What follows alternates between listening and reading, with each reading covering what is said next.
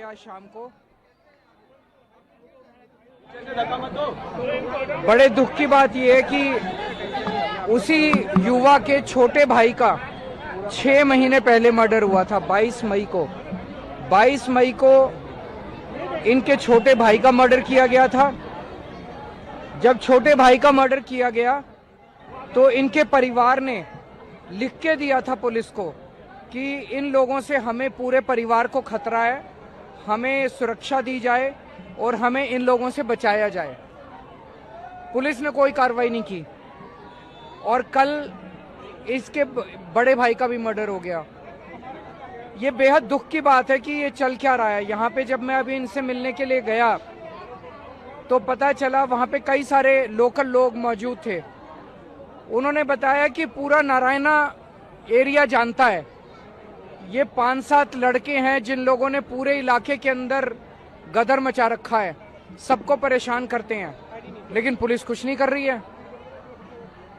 एक मर्डर के बाद जब पुलिस को लिख के दिया गया कि भाई आप हमारी रक्षा कीजिए, पुलिस ने क्यों नहीं की? जिस शख्स का मर्डर हुआ कल उसके परिवार के लोग दुख की वजह से, दहशत की वजह से और प्रोटेस्ट करने के लिए उनकी लाश को लेके बैठे हुए थे, तो पुलिस ने उन पे डंडे बरसाए उनके परिवार के लोगों के ऊपर। ये किस किस्म का प्रशासन है? ये किस किस्म की कानून व्यवस्था है?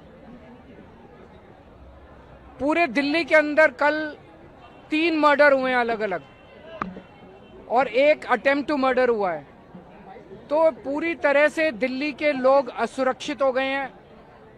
गृह मंत्री और अमित शाह जी और बीजेपी पूरी तरह से उन्होंने पूरी दिल्ली को गुंडों के हवाले, गैंगस्टर्स के हवाले, बलात्कारियों के हवाले छोड़ दिया है। लोगों की रक्षा करने के लिए कोई नहीं बचा है और लोगों को समझ नहीं आ रहा है कि लोग कहां जाएं।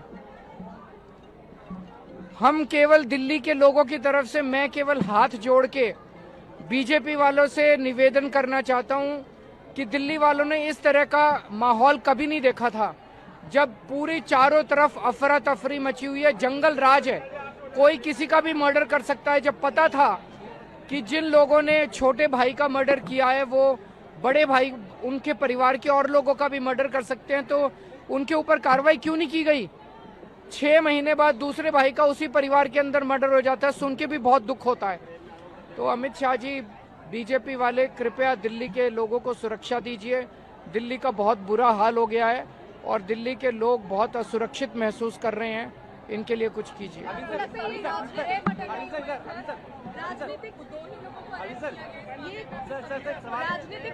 कहीं कोई एक्शन नहीं हो रहा है।